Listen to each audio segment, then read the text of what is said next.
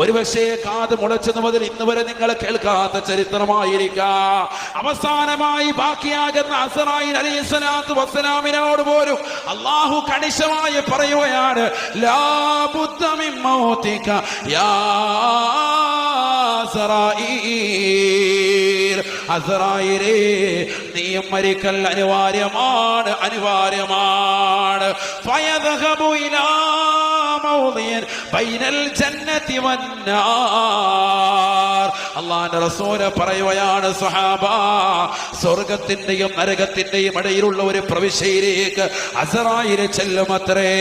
ഫയൻസിഉ മിൻഹു റൂഹഹു, സ്വന്തമായി ശരീരത്തിൽ നിന്ന് ആത്മാവിനെ വേർപെടുത്തുകയാണ്.